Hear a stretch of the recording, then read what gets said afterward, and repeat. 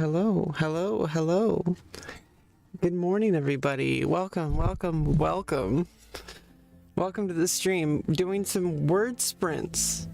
Word sprints. Trying to come up with some actual writing by forcing myself to write. I know that it sounds kind of weird. I haven't done it in quite some time.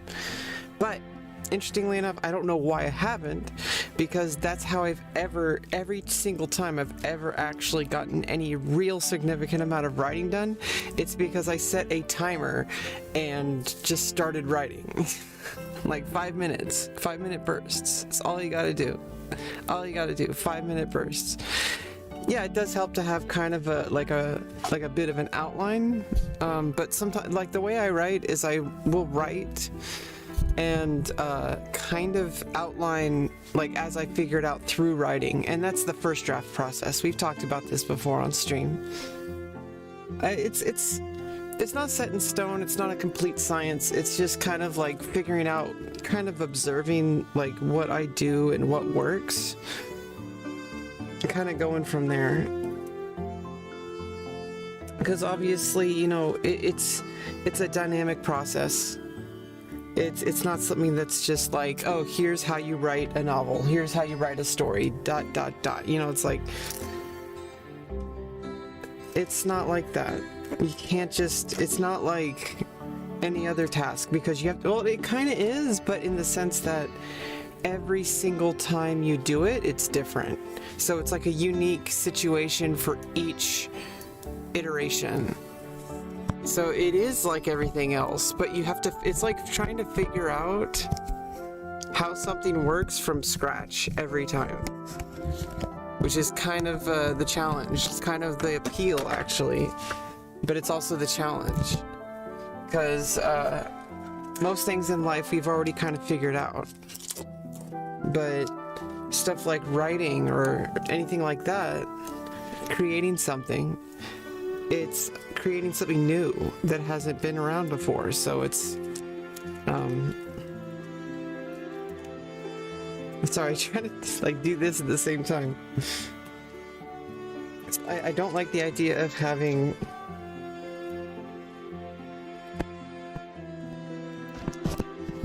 a lot of tape.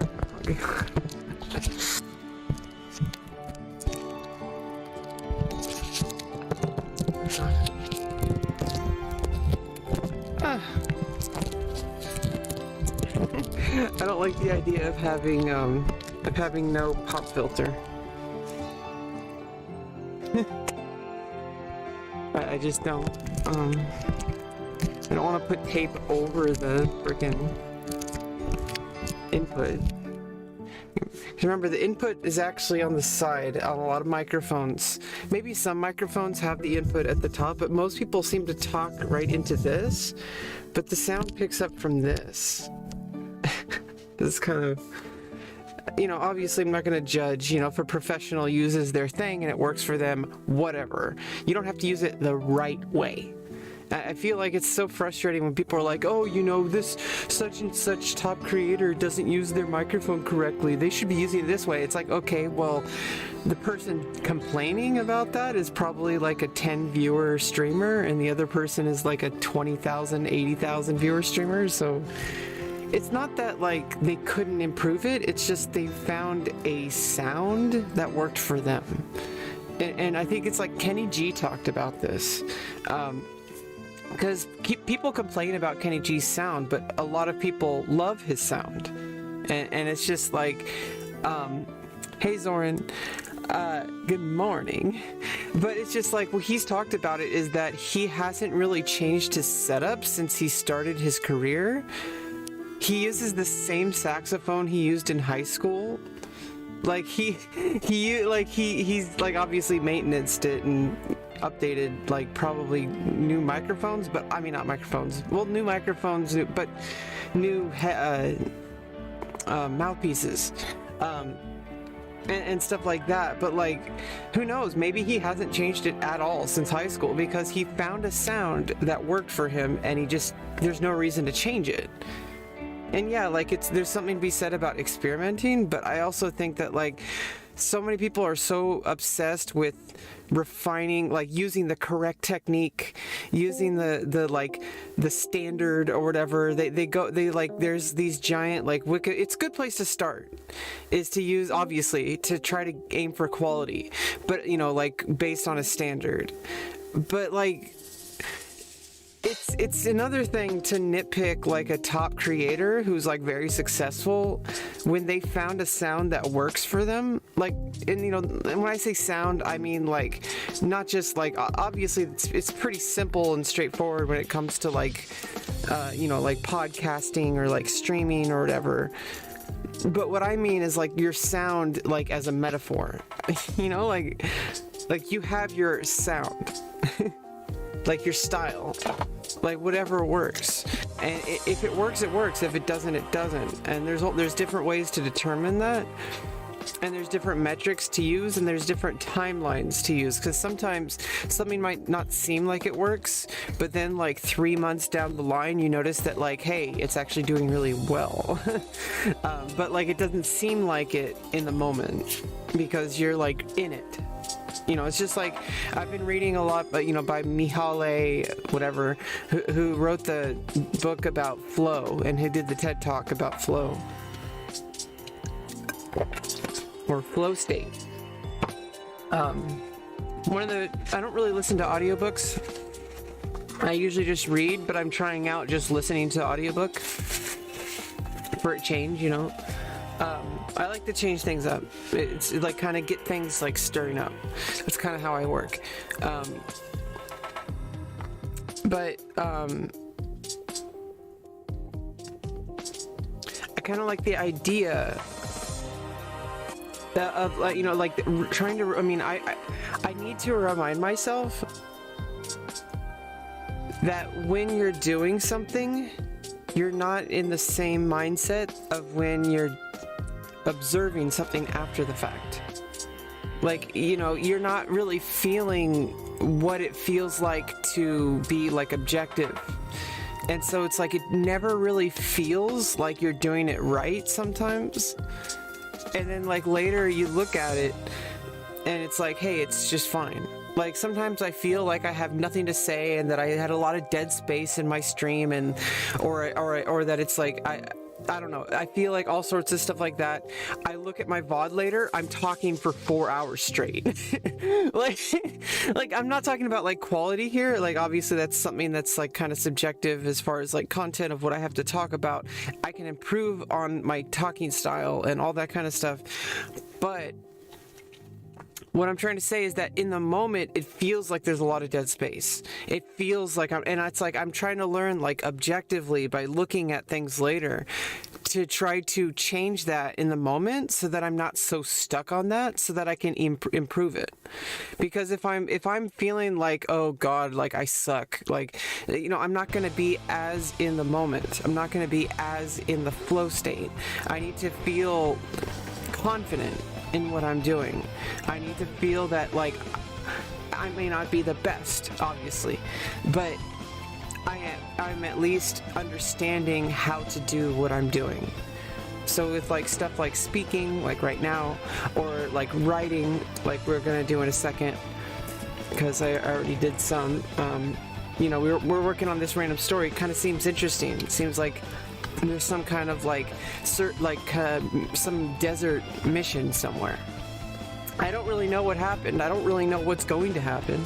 Not yet, because we're just kind of doing a free writing session, and I like to do bursts, like 5-minute bursts, and then kind of think about it for a little bit and then go back, and it's like you kind of build it like one little bite at a time. And then for the second draft, you have the whole thing that you kind of like figured out. Like second draft, you look at the whole thing and say, okay, well, I was figuring it out as I go, but now that I finished it, I have the bigger picture, so I can start over and fix those weirdness, you know, fix the weirdness, you know, like, and not worry about the weirdness. I think that's the biggest problem I've been trying to overcome, is because I'll be writing, but I keep feeling like I have to write perfectly.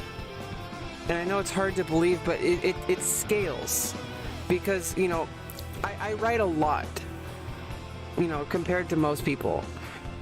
obviously not enough to be like a professional writer, but I write a lot. And I know it's hard for people to understand sometimes because I'm very open. You know, I talk a lot too, and I say a lot, and it's just like it's still maybe the outside observer would see that and say like, oh well, she's not inhibited.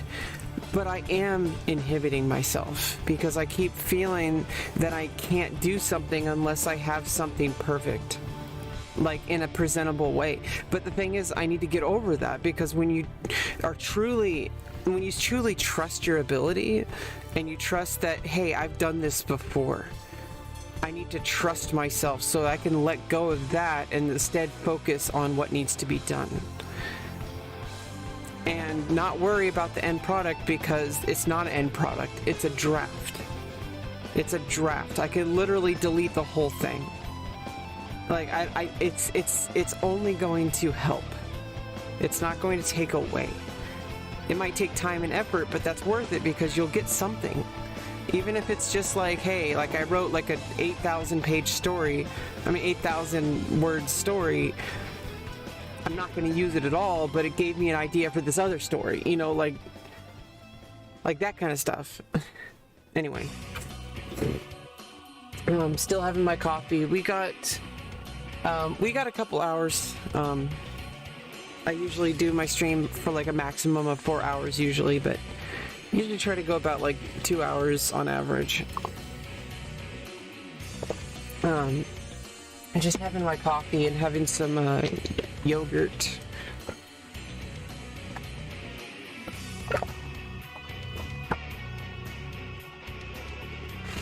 Just trying to get some writing done, and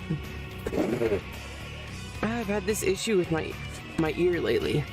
Like it's all.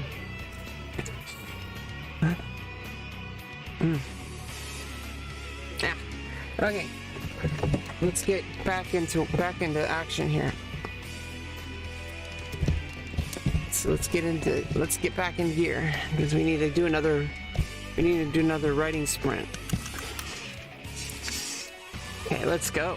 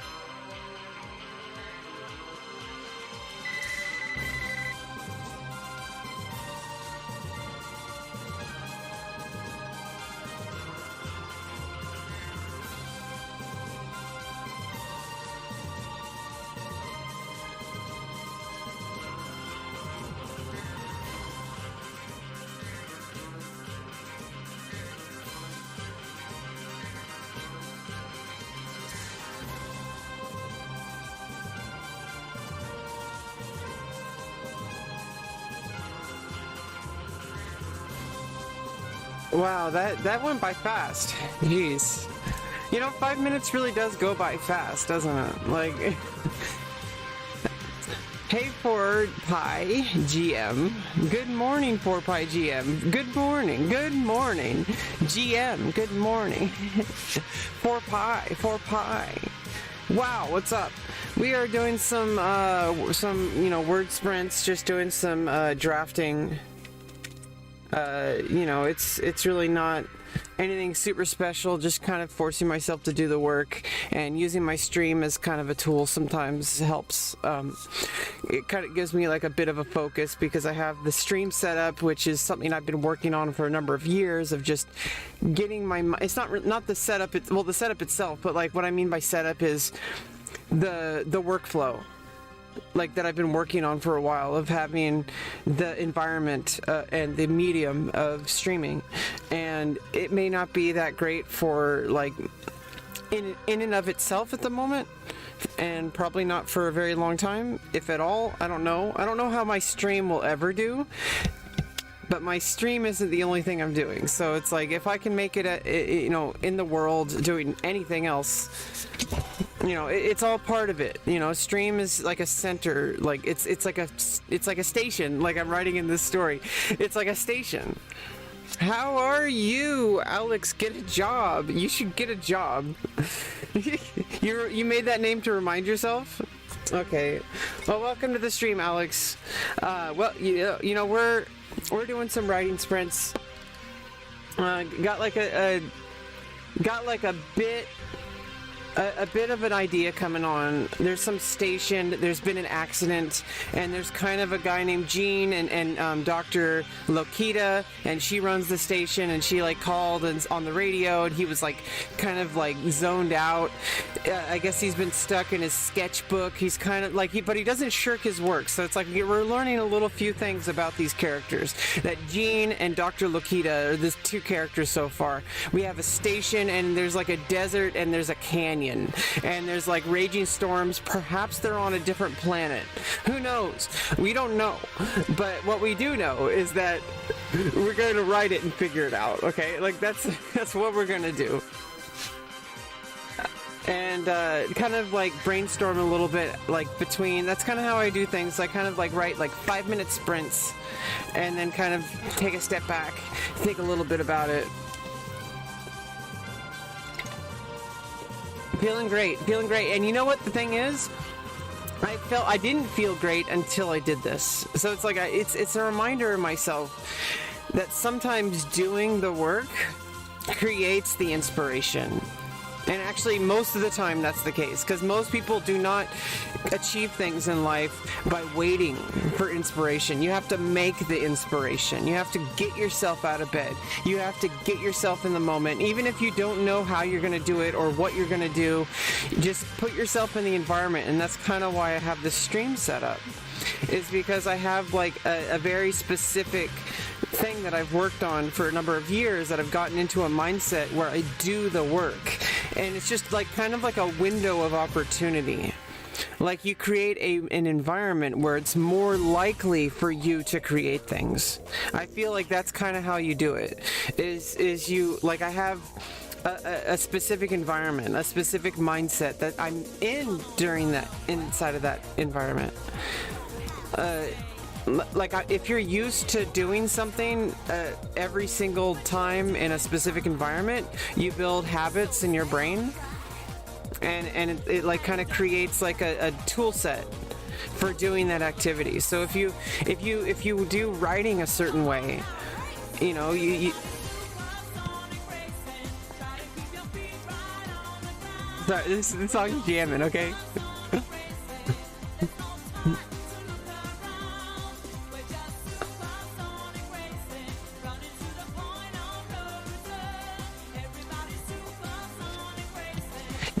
Do I ever beat my dad in chess? Yeah, my dad sucks. Usually when I lose, it's because I'm just not paying attention, and that's true across the board. I kind of get distracted emotionally. That's actually been a problem in a lot of my life. It's not necessarily like when I'm super focused and when I'm in the flow, I'm actually very like capable of most things. But the difficulty is not so much in that, because I mean obviously that's not perfect, and that's something that I train, you know. But in the end of the day, it doesn't really matter, because it's like if you're performing open heart surgery and you're very good at it, but when you do it, you're like, your hands are jittery, you know, like it doesn't really matter how good you are if when you do it, your hands are gonna, you know what I mean? But yeah. Anyway,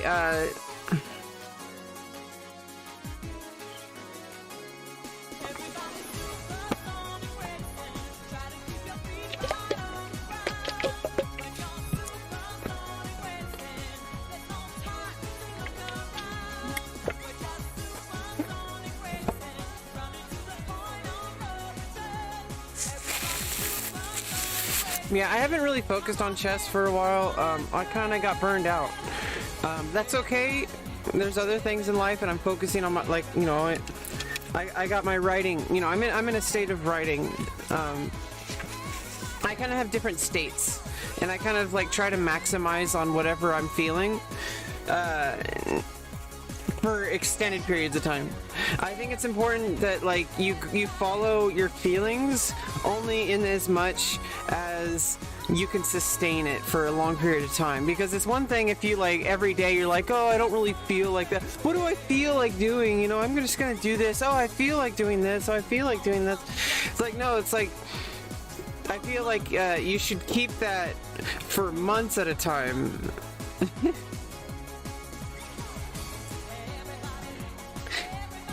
Oh, yeah, I mean, usually my dad taught me chess, and a lot of people learn chess from their dad, so it's like, as soon as you can beat your dad in chess, that's when you kind of like feel like, hey, like maybe I'm better than, you know, like you might be, is that a gamer girl? Yes, it is, Canadian Goose, you silly goose.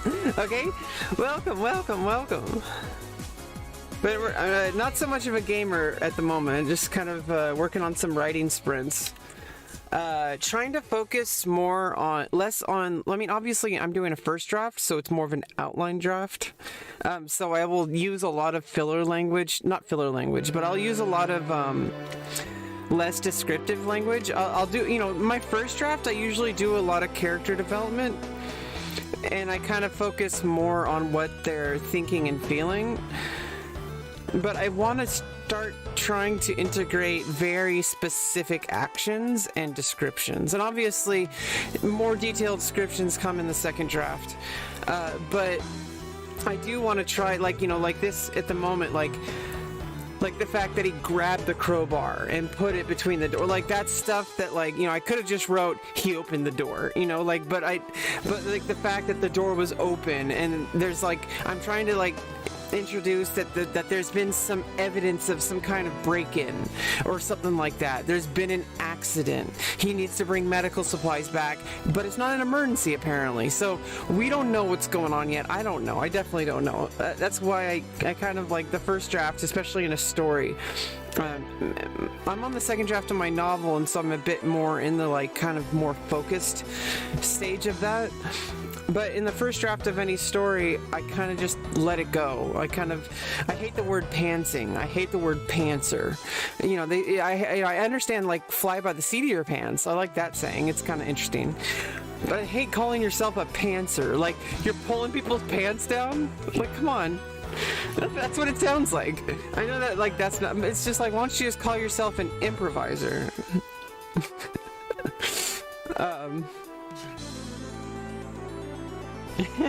like it doesn't that sound a little bit like a little bit more professional? I don't know.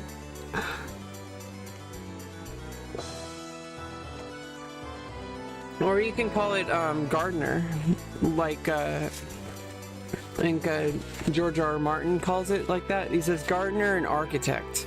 Like an outliner, you could say outliner and improviser.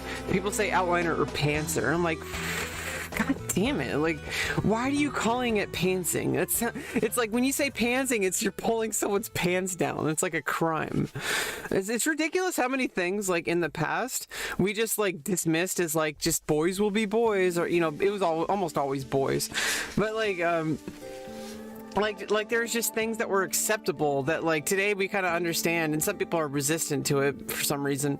But like if you really think about it, like they made the joke on South Park about St. Patrick's Day, like going to pinch someone just because they're not wearing green. It's like, well, what if you don't want to be touched? Like you're completely violating someone's space because of your idea of like tradition or whatever. And it's like, you aren't that person.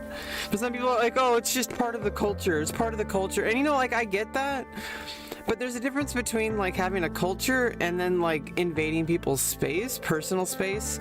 And it's like, I know some cultures are a lot closer to people, and that's understandable if that's like kind of an accepted part of the culture. But if people are outside of that culture, I feel like imposing that on them is really kind of rude. And I understand that's probably why people don't like foreigners when they visit places, because they're like, oh, well, we have to act all like we can't be ourselves around them. Me. And it's just like when it's like, oh yeah, you know, you have like a gamer group, right? And it's all guys, and then like a girl shows up and says, hey guys. And it's like, oh, now we can't talk about poop anymore. And then she's the one talking about poop. So yeah, no clues, traditional opinion. Well, it was a thing, I guess, for a while. It's not a thing anymore, it seems. In fact, most holidays don't seem to really be a thing, at least here in the United States. I mean, maybe, I don't know. Not for me, anyway. I was like...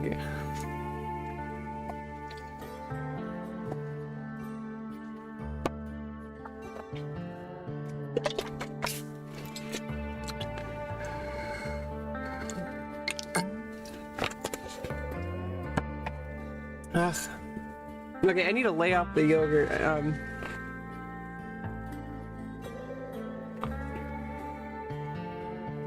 I need to actually make a sandwich soon, but it's okay. That was enough yogurt for now to hold me over.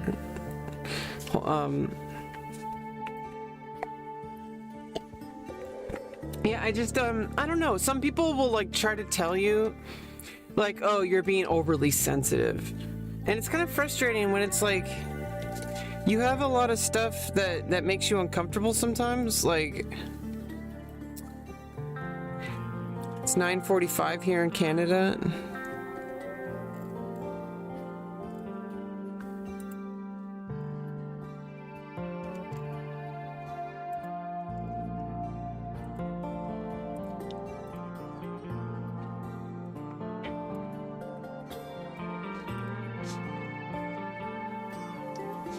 Oh, for some reason my Restream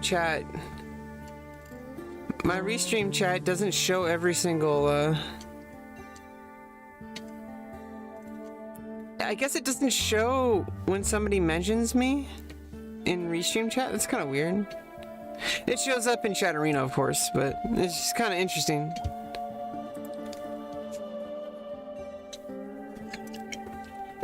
Yeah, I don't know.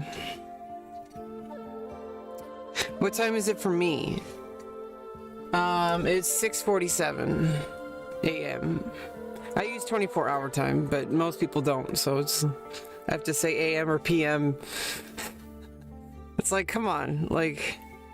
24-hour time, honestly, makes so much more sense. You don't have, like, because it tells you without... Because, you know, it's if you say, like, oh, it's 8:47, like, well... unless you say PM or AM, you know, it's like, it's just too, it's too vague, you know. It's like just say 20:57, you know, if it's 8:57, you know, because it's the 20th hour of the day. And there's 24 hours. So it's like 23:59 and then 0, because like you start at midnight, 0.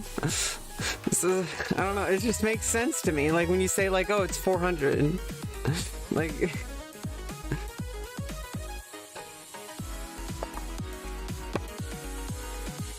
or I guess you could say o'clock. Like you say like 23 o'clock, like Right? I usually just say like 2300 or 1400. Early riser, jump start on the day. Yes.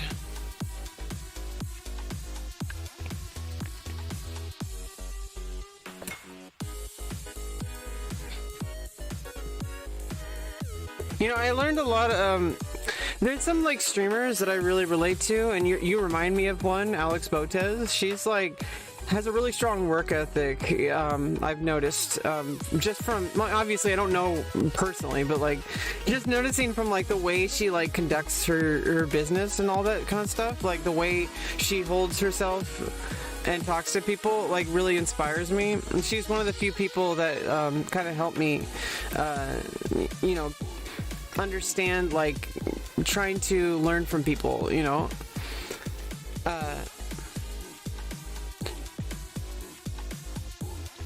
Yeah, it's like even though you use I use 24-hour time personally just for my workflow.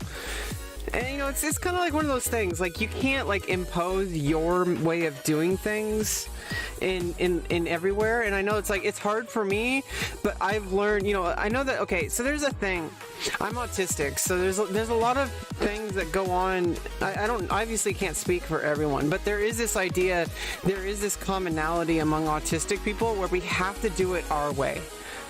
Like we have to do it our way. And that's why it's so difficult to like, you know, that's why I'm disabled. You know, I like me specifically, I have a whole bunch of reasons, but it stems around autism, you know, and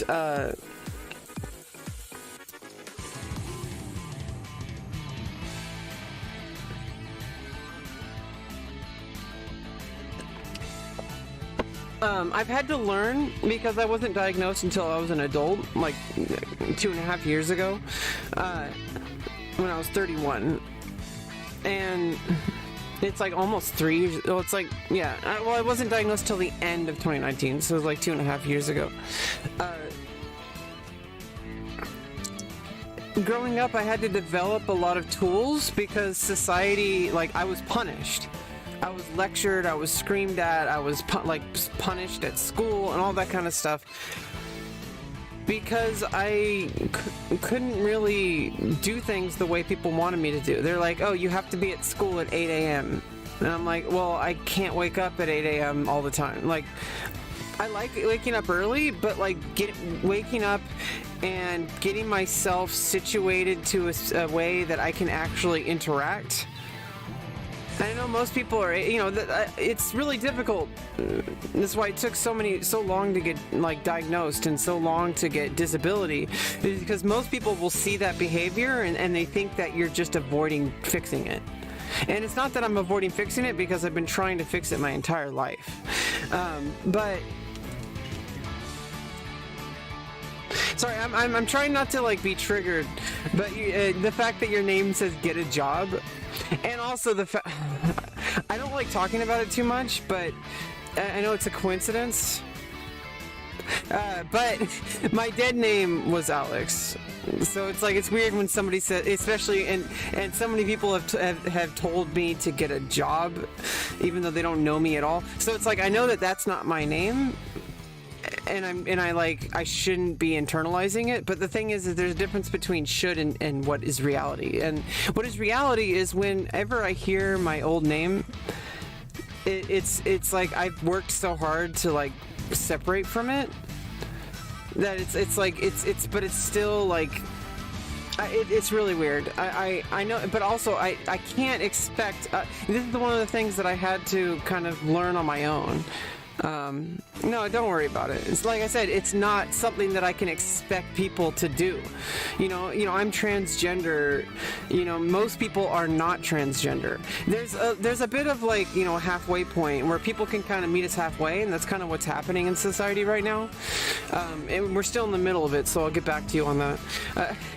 But you can't like.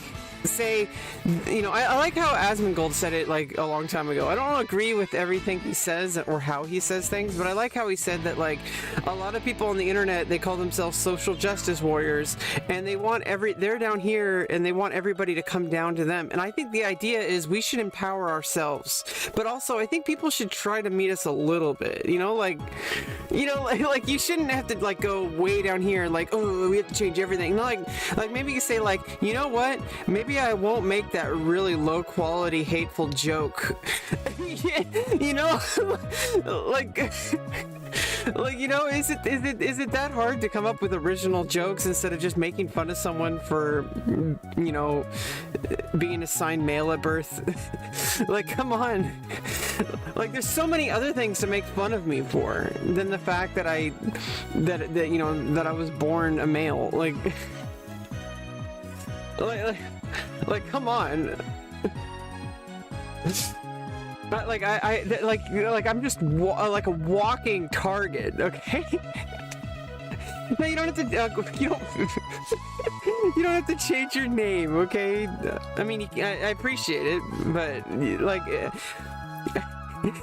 I didn't. My first instinct was that you were trying to troll me, and that's weird because I shouldn't assume that. Because there's other people named Alex, and honestly, if I want to tell you a story, kind of one of the reasons why I like I told you about Alex Botez, it's kind of, I hope like it doesn't creep anyone out or anything. She told me it doesn't, but like I kind of used her stream to detach myself from that name, because like her and her sister like interacting, I was like, okay, that's Alex, she's Alex, she owns that name. In my mind, I was like detaching it from myself, like I'm Rebecca, okay, like, and at this point, like I'm like totally, like it feels so weird to even think that was my name.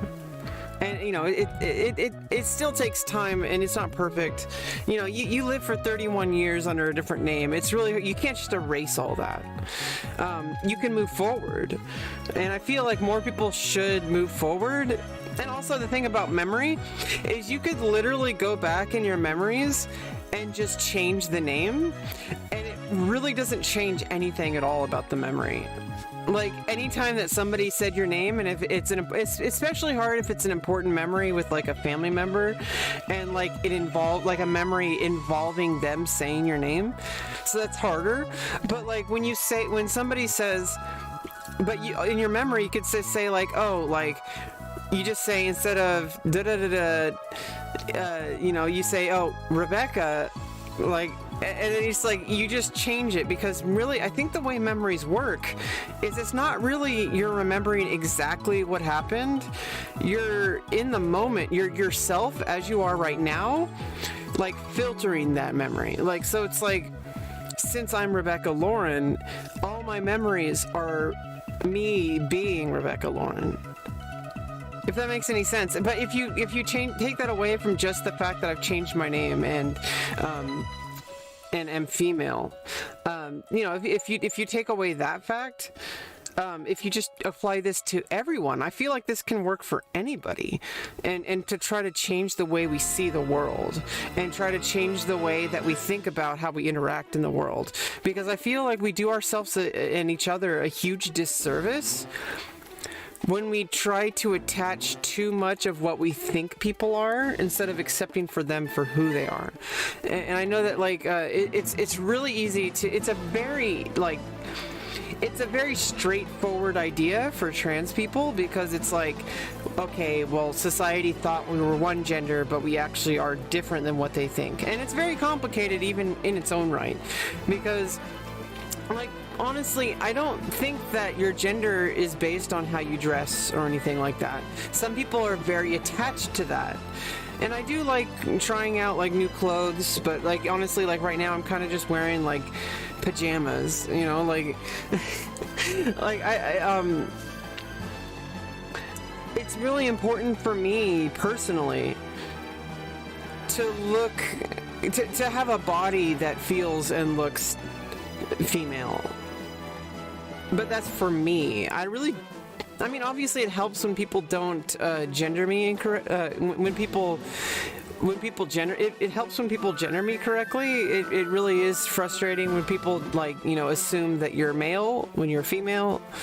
And I know this isn't just true for trans people. This is why I kind of need to step aside a little bit and realize a lot of women deal with this. Like, there's a lot of women who are called more masculine. Maybe not to the extent, because if people know that you're trans, they kind of go out of their way to do that. You know, some people it don't matter really.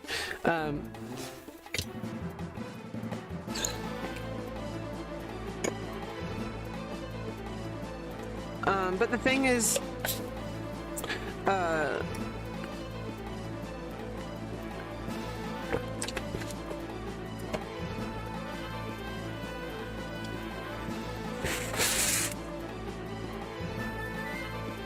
it's a difficult thing for me,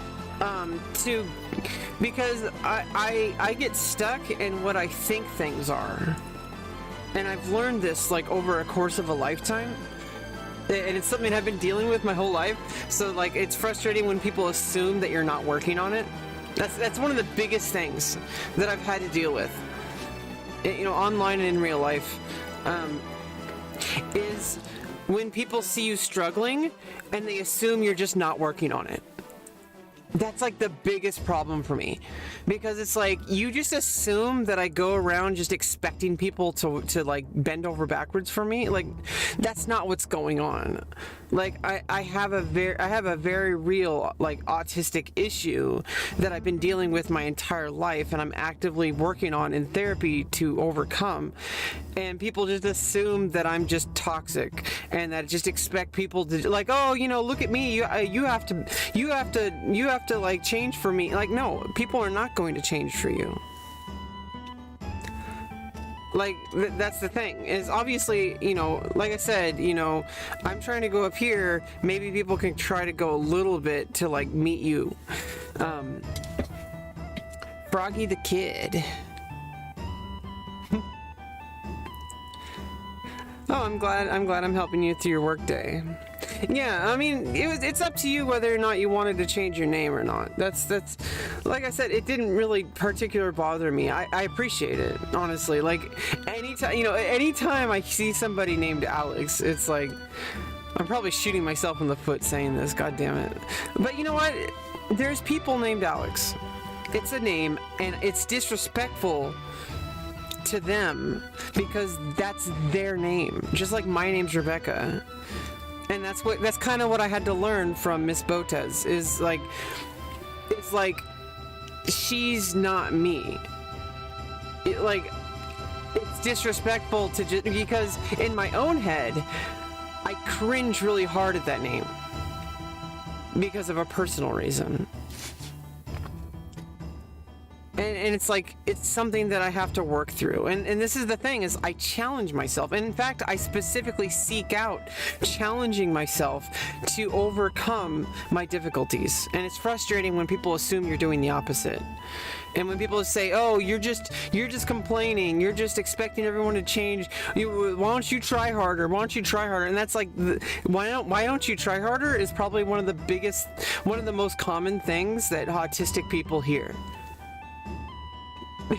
Because it's like, I'm desperately trying my hardest to try to get over the fact that my brain will immediately jump to a billion conclusions about a particular idea that's entered into my head.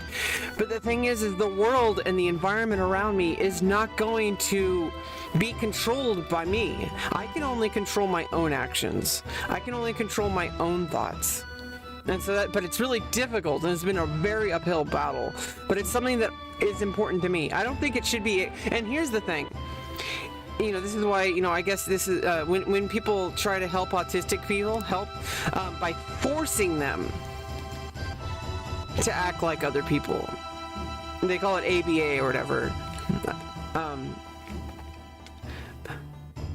Like, it's one thing if I'm specifically seeking out challenges to overcome, And obviously I control that in my own way. You know, I avoid certain things if it's hurting me. But in the end of the day, if I want to overcome it, just like if you want to climb a mountain, you can't always just climb the whole mountain on the first go. You might climb for a little bit and then you go back to your base camp and you rest for a while, or you go home for a while and then you try it again another time, and then you keep going back up. But you don't have to get up the mountain the first time. And I think that's like when people try to force you to get up the mountain the first time, that's where the difficulties really come in. Because the world tries to force you. And if you're autistic or any other kind of issue, like, that's gonna harm you very much. Very much. And I've been spending my whole entire life trying to overcome my difficulties. And I don't know, it's just kind of, it's pretty disrespectful to assume that somebody isn't working hard. Like, to assume that somebody isn't trying just because you think they aren't. Like, I feel like that's pretty disrespectful. Like, you know, like you just assume you know everything about somebody just because you know your own interpretation based on your own experience, based on your own life, that your own vision of what the world looks like, which is probably wrong.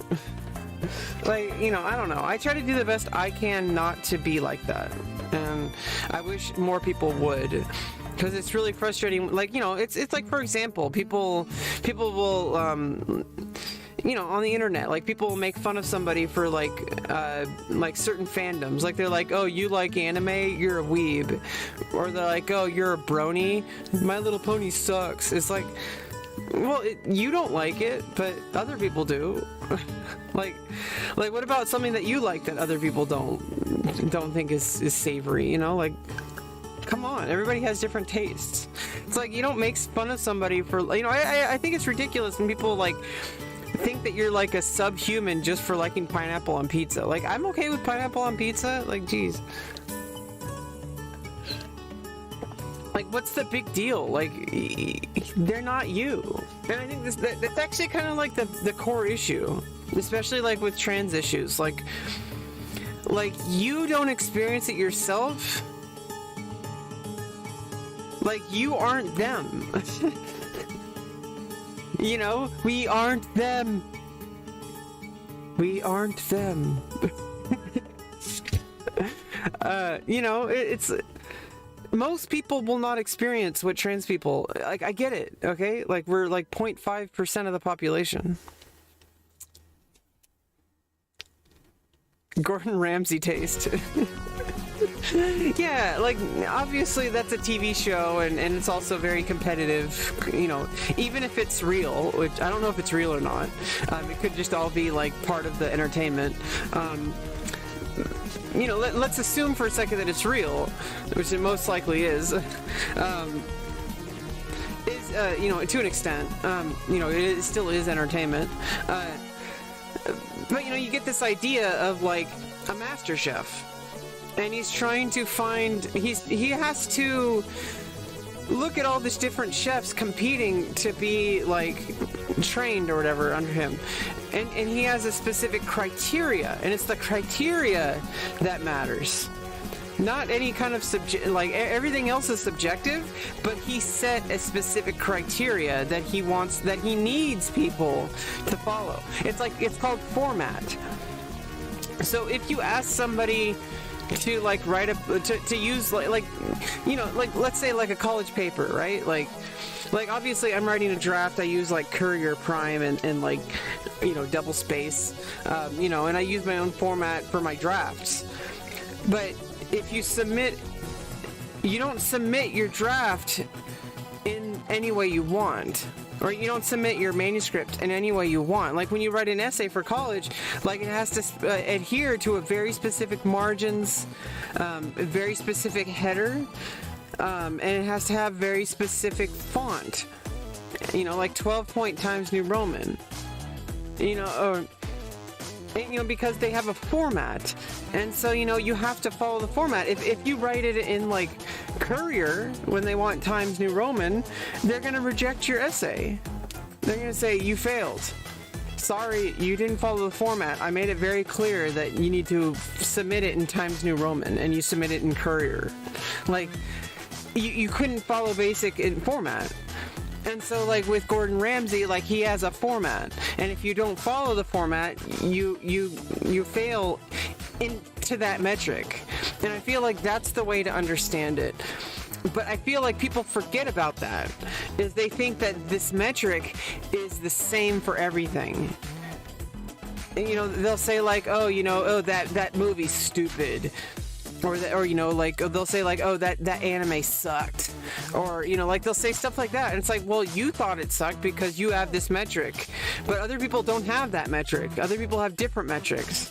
So it's like, you have all these different metrics. Not that they lower their standards or whatever. It's just that your standards are over here, someone else's standards are over here. It doesn't make it mean it's any better or worse.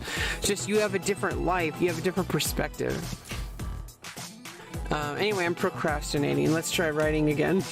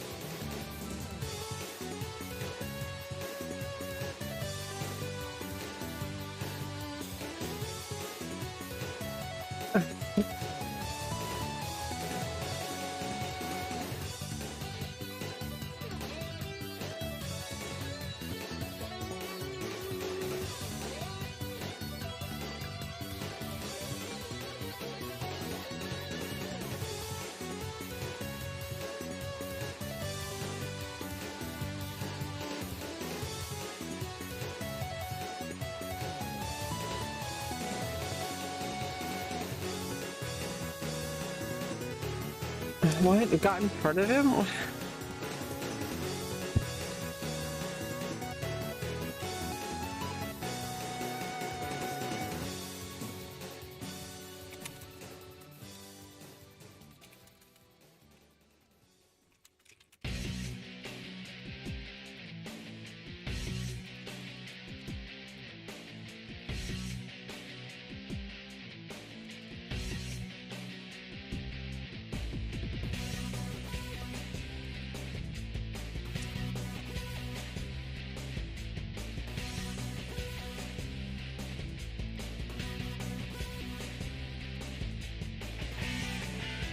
Okay, that's another 5 minutes. Yeah, I can't believe how fast 5 minutes goes. Like, geez, I didn't even get two paragraphs. I mean, I got like 2 paragraphs. Jeez. I mean, it's kind of interesting. Like, obviously, this is the drafting phase, and you know, I kind of have a system. I organize it by when I write, and so it's like I know it gets kind of cluttered, but it's useful for the editing phase, and well, just for keeping track. And because otherwise it's really unfocused and it's just really hard to find where you left off. And what I do, I have a, you know, is when I get into the editing phase, just copy the file and just, you know, delete everything but the stuff you're going to edit. You know. Yeah, and you know, the cool thing about streaming is that I'm not just writing a story, I'm also writing by talking. So it's like, I'm kind of doing 2 things at once. I'm kind of doing like some, I don't know, it's just kind of like building up stuff and ideas. A lot of the stuff that I've talked on stream about a lot of the stuff that I've talked about on stream could be filtered down into an article for my blog, RebeccaLauren.com. Should probably add that as a command, huh?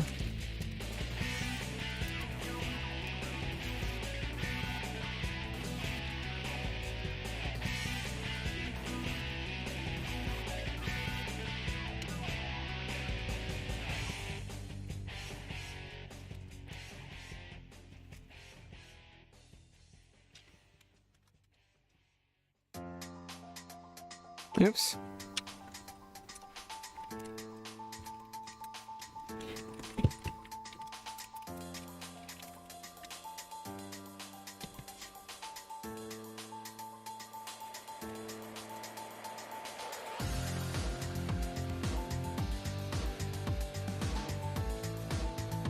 Yeah, short fiction, journals, and essays.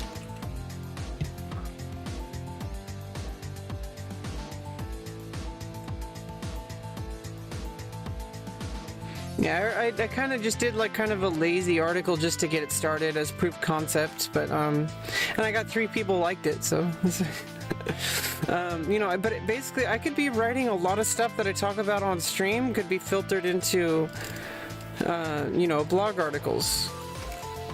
And, you know, you know, and you know, it's a good thing I need to do to get over this need to be perfect. You know, that was kind of the theme of that article, but it was very unedited. Like I didn't really edit it. I just did a proofread, you know. It's something that you know, obviously, like I said, you don't need to climb the mountain on the first attempt.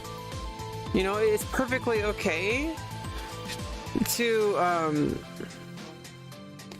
just try, and then you know, you just do a little bit at a time. And I feel like I understand that like internally, but I haven't really like truly understood it because I don't seem to put it into practice. Like I'll understand it like theoretically, but I don't know, it's like after all these years I'm still forcing myself to like be perfect. It's so hard. Like even when I was, you know, I don't know, we're gonna get back into it. It's kind of why we're doing these writing sprints, you know, just kind of get over the need to like be perfect. And I know like I like right now I'm not really getting into the flow, you know, but once they get into the flow, it's good. But you know, it takes some work, it takes some effort, which is why we're doing it. You know, you can't just wait for it to happen. You got to try to make it happen. And so it's like, you know, it's a skill. You know, being able to get into flow. You know, being able to just write and not care about what it looks like just write words. In fact, what we're gonna do next is I'm just gonna do a straight up free write. So I'm gonna make a separate tab here.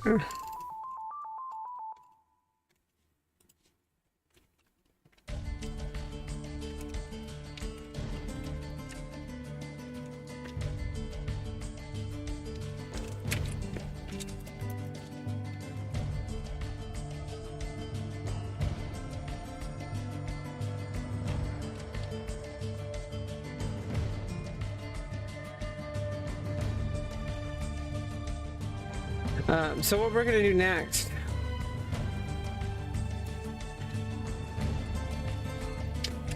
is I'm just gonna type whatever comes to mind as fast as possible. I know that's it's not the best way to get quality, but it's a good way to practice just getting out of the idea of being perfect. Because right now, what I've been doing for the past couple of word sprints this stream is I was trying to form a narrative. And that's taking an extra step in my brain to filter. I'm creating a story, and I don't even know the full story yet, but I need to just let things go and just write whatever's on my mind just to practice that. And I think I need to do more of that for a while before I get into the main, obviously it's going to be a mix between both. Obviously I'm going to write stuff as I want to write them about a story. You know, I'm going to try to go in and write a little bit slower, you know, to try to understand a story to get quality of a draft. But I don't really need quality right now. I need quantity. I just need to get into a state of workflow where I just type. And I know that I've been there many times. Let me make a sandwich first. I need to get a little bit of food. So I'll be right back.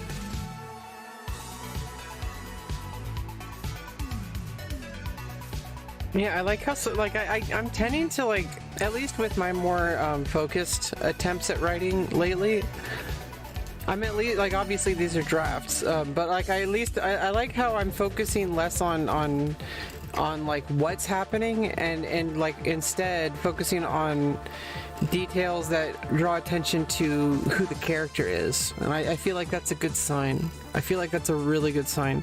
We're gonna do a free write in just a second. Kind of getting in the zone a little bit. You know, doing spaced repetition or whatever. I don't know.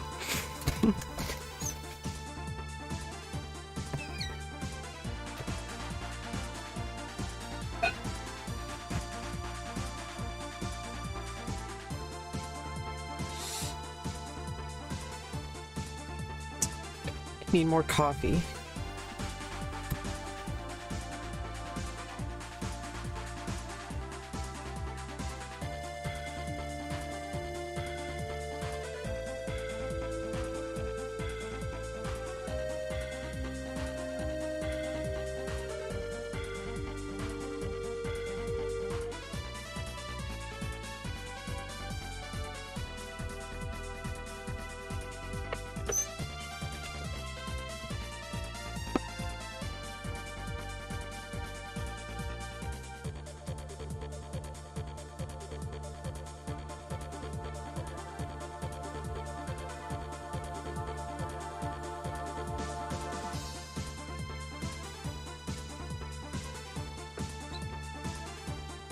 Okay. Okay. I still feel like there's this like something, like, you know, it's like when your head's stuffed up.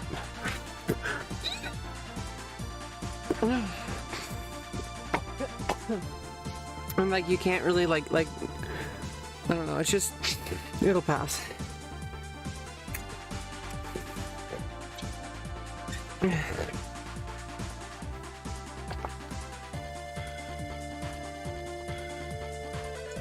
Okay. Drink a few sips of coffee, then we're gonna do a complete free write. Like, not even worrying about story, just writing whatever the hell's on my mind.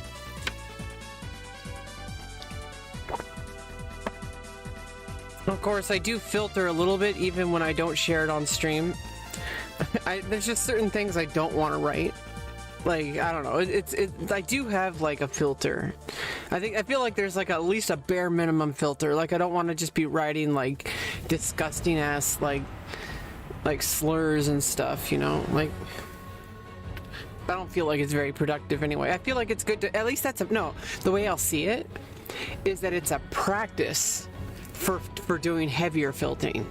So at least do like the bare minimum light filter, and then bring in the bigger filter when you write like a more focused story. Okay, I'm coming up with techniques. Technique.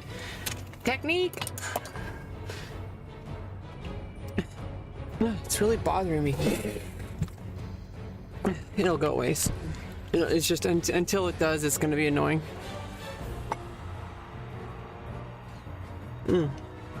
Okay, 5-minute sprint, free write.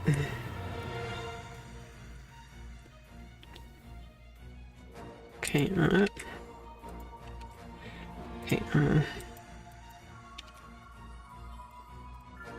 okay, start your engines.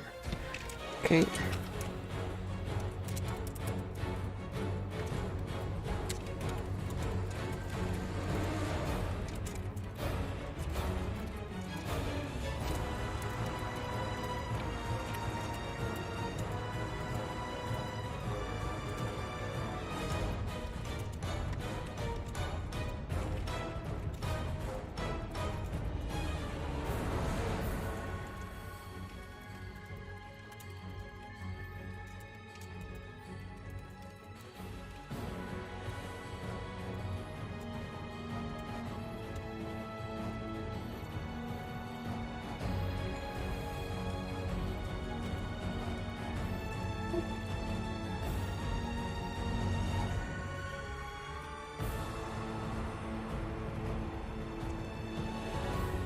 Yonder.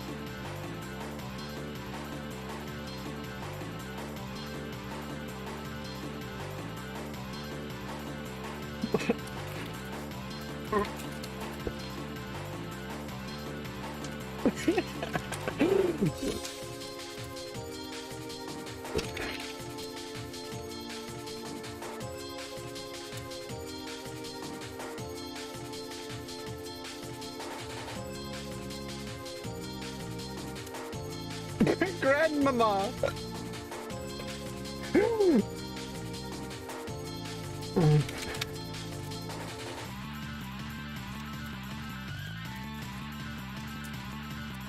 Grandmama.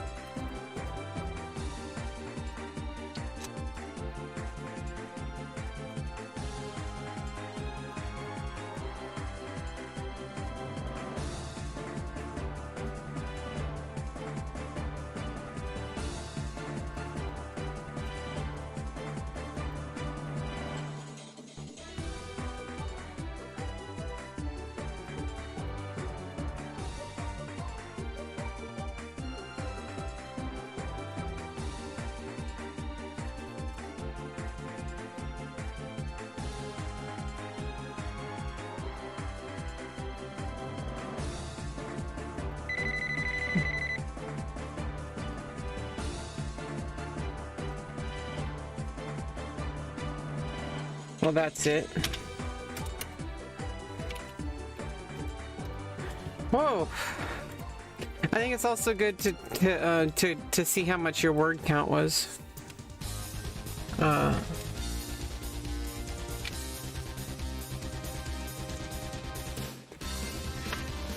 370 words, not bad for a 5-minute word sprint. Just for like these free, I think I should just do more of these free writes, because I think it's like, it's not like that great of writing, but it kind of like lets me explore some ideas, like this idea of like, there's a couple ideas in here, like there's this idea of this last one I was talking about just now, that I really do think that eventually we're kind of like in this early stage of technology, and I feel like like people are kind of cynical about it. People are like, oh, you know, people are so reliant on technology, you know, we need to go back to our roots. And it's like, well, that doesn't just happen because you said it happens. Like the reason why people are so addicted to their phones and all that kind of stuff, that's just a natural consequence of technology. But you know, it's relatively new. And so it's like, have you ever gotten like, what are you writing? Right now I just did a free writing like sprint. But I'm writing a couple stories, like I'm working on a story earlier, but I just kind of felt like I was a little bit too stifled. I felt like I was like, you know, trying too hard. But like I felt like it was kind of slowing me down, and I kind of want to unlock. You know, I do like different exercises for my writing, and one of them is like. So today I'm specifically doing 5-minute writing sessions. So no matter how fast or slow I'm writing, it's only 5 minutes sessions, interspersed. They're called writing sprints. Or word sprints, I don't know, whatever you want to call it. It doesn't really matter what you call it, or it's just in the end of the day, the only thing that matters is writing. How you write doesn't really matter, especially like when you're drafting. It doesn't matter at all. Just get it down. And that's kind of what these total free writes are about. And it's like a total free write. Like it's 100% just thinking about whatever you think at the moment. I do have like a small filter, not just because it's on stream, but I do that even off stream. I mostly write off stream, obviously. It's just like, I think it's good to be able to write like on stage. I don't know. I don't know how to explain it. Like, it's kind of nice being like on the spot. It kind of gets me out of the usual workflow. You know, I like changing up my workflow. One of the things I really don't like is locking myself into one way of doing things. It's good to have like multiple like stability though. Like I'm not a writing coach. I'm just a writer. I guess I could be a writing coach, but I have to actually write something. You know, like I have no business coaching people when I haven't even like finished a novel. I finished a draft for a novel and I started a second draft, but like I haven't published. I haven't sold anything. I haven't even like I put up like one article on my blog. Yeah. Yeah, you know, like RebeccaLauren.com.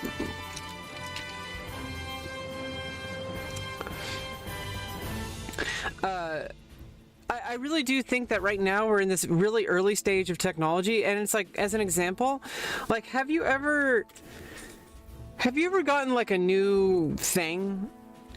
Like even if it's something that you just replace, like you got a new keyboard, like let's say you got a new keyboard or something, and you're all excited about it when it gets in the mail, and you're like, I want to use that keyboard. Oh, it's nice. It feels nice. And then it's like it's all clicky clacky, and then like maybe a few days you're kind of getting used to it, and then suddenly it's just a normal keyboard. And I feel like that's what's going to happen in society with the advancement of technology. And I know that a lot of people are very cynical, or kind of not cynical, I guess, but a little bit jaded and a little bit kind of pessimistic about technology. They're like, oh, people are just addicted to instant gratification. People just want to watch, like the fact that some people are addicted to like watching Twitch for like 8 hours a day. Most people only watch Twitch for like an hour and then they kind of just, do whatever. And usually a lot of people who watch Twitch don't even really actively watch it. They just kind of have it on the background while they're working or whatever. If it helps them, that's one thing. But some people are truly addicted, and that's a problem. That's a real problem, just like any drug addiction. But I don't think blaming the technology is the way to go. It's a very useful technology. It's a very useful medium to be able to have a place where you can work, on your stuff. I'm working on my writing. It's a workshop. This is my workshop. Welcome to my workshop. This is my environment, and I work on whatever I'm going to work on my stream or off stream, but it's the same idea. Place your bets, ladies and gentlemen. But I really don't think that, there's so many people out there, they're like, oh, we need to stop this. It's like you can't get in the way of progress. It's going to happen whether you want it to or not, because the technology exists. And yeah, you could try to make some government regulations or whatever, which I think is important, because obviously I think there are a lot of things that should be done to prevent giant mega corporations from just completely just overstepping. Because we live in a society where we're all connected to the internet. It's basically like a public road at this point. And so certain mega corporations should be a little held accountable, especially since they have a monopoly. They effectively have a monopoly. They don't really have a monopoly, but they effectively have a monopoly. And that's actually been a problem since the railroad days, in the Gilded Age, when we had all these oil barons and these railroad barons, they owned the entire economy of railroad transport. And so they would charge insane fees that people had to pay. And it's they made millions of dollars, and probably they were the most wealthy people proportionally throughout all of American history. Even though it's even adjusted for inflation, it's different. What is your ancestry? So I am, it's a mixture of French, Nordic, and Cherokee. Cherokee and Creek American Indian. And it's kind of a weird mix. Obviously, I never took an ancestry thing. I really don't think those matter too much, because even with it, the way genetics work, it's kind of a mishmash. It's kind of and even within the same family tree, you'll have variations. And so it's it's kind of weird, oh, you're 0.03% Nigerian. Come on, that doesn't mean anything. We're all come from Africa. I think it's really weird when people take those ancestry things and they use it as an excuse to use it as some kind of oh, see, look, I'm part black. No, you're white. Come on. I'm white, okay? I have Native American in me, but I'm not Native American, I'm white. That's the reality.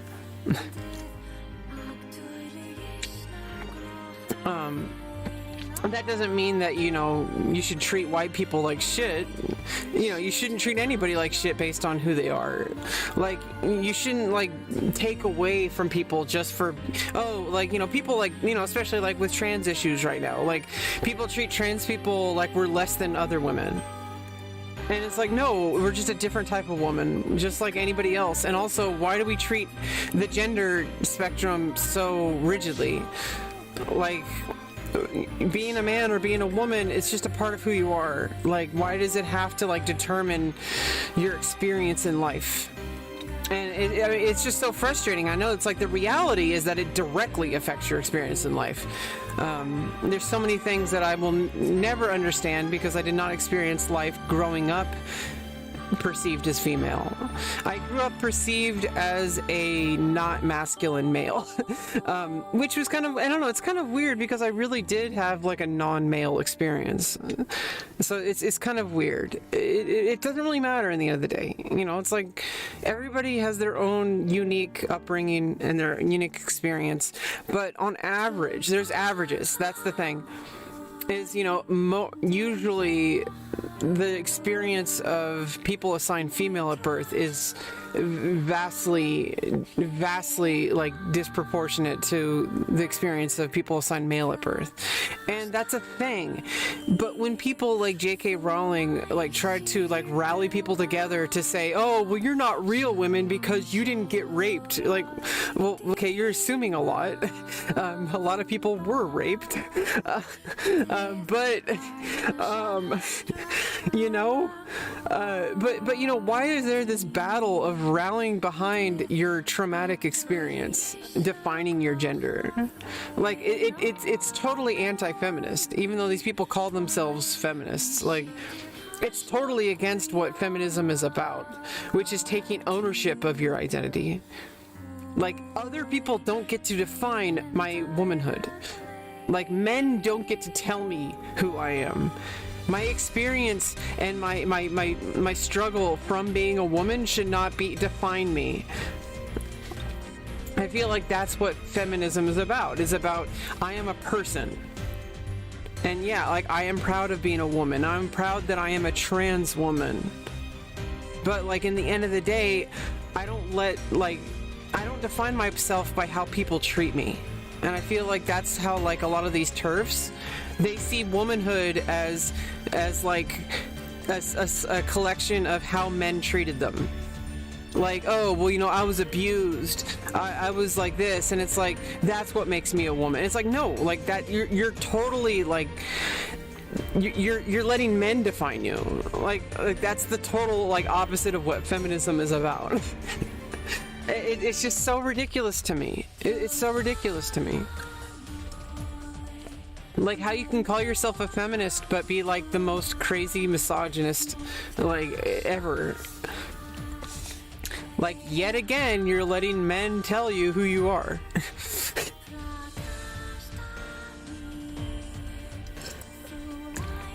But either way, you know, it's like part of like the past couple of years, using my stream has been kind of a useful tool for really figuring a lot of stuff out about my identity. And I know it might be hard for people to understand because some people see things in a very rigid way. And they see streaming as like, oh, if you're streaming, you're just wasting your time because you're like, you're not gonna. And obviously, yeah, like I have a full approach to growing my business online, not just streaming. In fact, streaming is, and I've talked about this before, streaming is the least important thing for me to be doing, and I know that. That's not why I'm streaming, and I've talked about this before, so I don't know why I'm saying it again, but I'm gonna say it again. Because I like reinforcing things for myself. I don't know, it's like, it's writing. Like, it literally is writing. I'm just talking.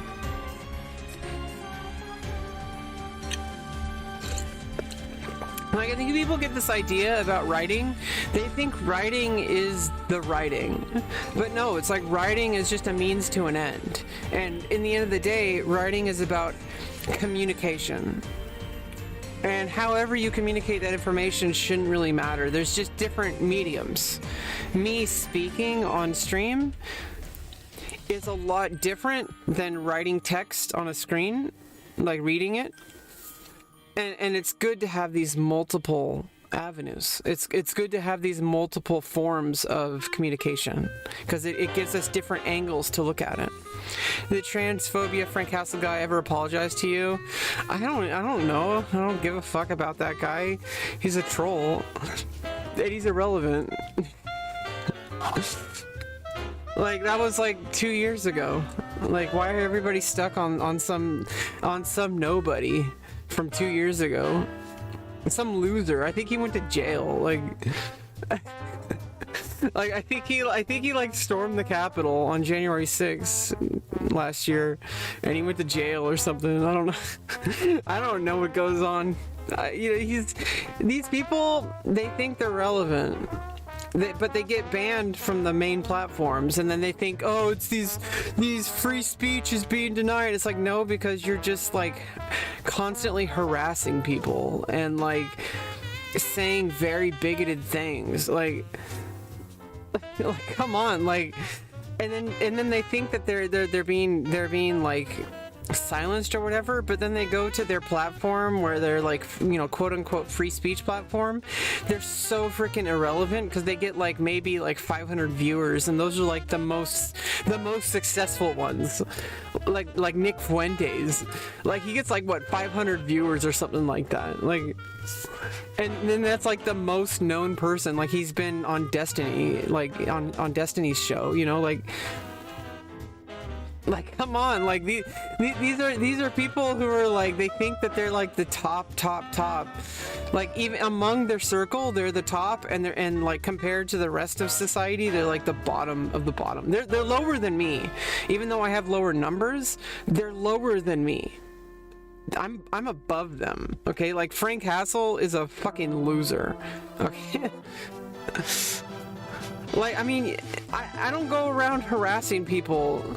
I don't go around like trying to like judge people based on who they are, like based on their appearance or based on their identity or based on their color of their skin or whatever, like, or based on their weight, like some people are heavy and they're struggling. Some people, it's something that people are going through, and you don't get to decide the speed of which they go through it. They're going through it in their own way, and you don't think that like they already know that they're fat. Like, come on, like the best you can do is just be there as a person. Why is their appearance the center of the conversation? Like, it's like there's this frustrating thing, like being a trans person. It's kind of becoming less and less, especially since I'm actively trying to, not make it the center of attention about me. But like if you're trans and you go into a space where there's not many trans people, like it's really frustrating because it ends up being a total conversation about the fact that you're trans. And I know it doesn't have to be that way, which is why I'm trying to steer away from it a lot of the time, but it's just so frustrating when it's like, I'm just a person. Okay, I happen to be transgender, but like, why does that have to be the focus every single time I enter into an environment where I'm like, where they're not used to trans people? And it's like, I have to educate people. And even though I don't technically have to, I have to because they end up harassing me without even knowing sometimes. Like, and it's frustrating because it's like, I don't want to be that person that just confirms that, oh, it's just another angry trans person. Because I think that's how people see us. And that's honestly how I used to see trans people before I knew. I was like, oh, they're just some angry liberals or whatever, like, they're just like, these angry people on the internet. And it's like, then I was like, wait a minute, like, I started experiencing it myself, and I'm like, oh, there's a reason why they're angry. like, come on. It's really hard for a lot of people to get. But I think it's starting to happen. But for the most part, I think things are going to be all right. But people don't quite understand that, like, I can't just get over it sometimes. Because, like, sometimes if you keep letting people walk all over you, it's not going to stop. But then it's like, why does every single experience I have to be revolved around educating people about difficulties and stuff? I don't know.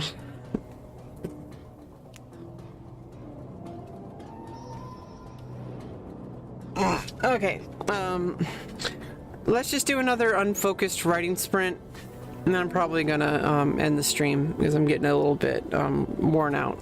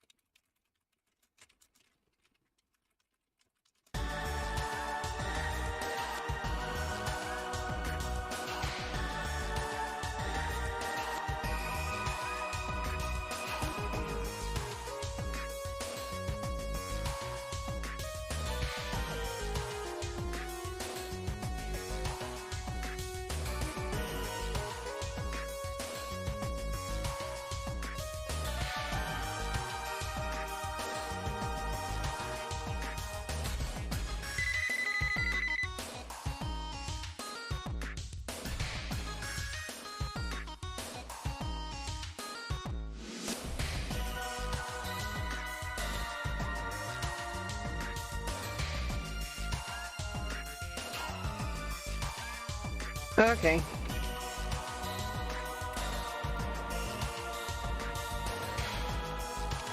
Well, 8:05. We've been streaming exactly 1 hour, exactly 2 hours. We've been streaming exactly 2 hours. That's a good time to end the stream. Thank you all so much for joining. If you're watching here on the VOD or live, if you're still here, make sure to follow me on Twitter, where you can find my random updates and stuff like that, and you can find my other content. Make sure to check out my blog, RebeccaLauren.com, where you will hopefully soon see actual published, edited versions of actual stories and actual articles, but not quite yet. Okay, we're still working on it. We're still getting in the flow. We're still getting the workflow. We're still getting things pumped up. We're charging up, and we're putting ourselves into the work, and we're doing the work, and we're also forgiving ourselves for not getting it all done all at once. Okay, like that's not how reality works. Okay, it takes time, it takes effort, and that's what I'm doing. I'm literally doing the thing. Never forget that. Never forget that. Even though sometimes your own brain or other people will tell you that you're not doing enough, you are. You are enough. You are the answer. You are the prize. That's what my dermatologist told me, because she's trying to remind me that I am beautiful. And while I do have gender dysphoria, and it doesn't mean that I do need the surgeries that I need, but I am beautiful. I'm not doing this so that I can become beautiful. I'm doing this so that I can live my life. That's the reason, and that's the only reason to ever get gender confirming surgeries. Is not for any external reason, because it's never going to be enough. It's very important that well, obviously this is what therapy you go through in therapy, but it's very important to know in your heart that you need these surgeries for you. And I know that, like, some people think, some people get into starting their transition and they start aiming towards surgeries because they want people to gender them correctly. People aren't going to gender you correctly, even if you looked like the perfect image of what the stereotypical representation of your gender is. Like, you could be a super muscular, super manly man, and people will still call you a woman if you were assigned female at birth, because people are transphobic. Okay, so no amount of surgery will overcome society. So the only reason to get surgery is for yourself. And if you don't need it 100%, if you don't accept it as 100% for yourself, it's only going to be a lot of trauma. And not to say that you shouldn't get it, obviously it's a multiple number of reasons. It's very complex. Getting surgeries is not a light task, and obviously there's so many barriers to it that there's plenty of time to figure that out. So, and also there's like wait lists and all that. So, but like, in the end of the day, like, I know that I need these surgeries, like the facial surgery and the bottom surgery. Bottom surgery 100%, facial surgery 100%, because as scared as I am about the facial surgery, and I've seen so many people go through it and end up being really happy, because it may not be exactly what you want, but it's a step in the direction that you need. And I don't want to have to think about it anymore. I don't want to have to worry about, oh, I wish I could do something about this. And it's like, you know what? It might not be perfect, but at least I did something about it. And, it'll be over. Like, I'll get the surgery and then I'll heal up and it'll be over and I can move on to the next surgery. Got caught up with work. Please upload the VOD to YouTube. It's up on Twitch. I multi-stream. I multi-stream, so it's also on Twitter. You can watch my VOD on Twitch, on YouTube, on Twitter, on Facebook, on DLive. It's everywhere. And I'm also on Twitter, and I have other socials. Not so active on the other socials at the moment. But I am going to get there. It's just really difficult sometimes. I've been dealing with like some major depression. I have major depressive disorder, and I'm autistic, so everything that I experience is like on a different level. Okay, so that's why it's so hard for me to actually publish an article or actually finish a story, or like anything like everything that I try to do is like on overdrive. Like the difficulty is like this is most people. Like this is the difficulty for me, like way up here. And the fact that I'm even here accomplishing things should be like a miracle. Like it's a miracle. Okay, like this is the fact that I'm even here doing this stream. Anyway, bye.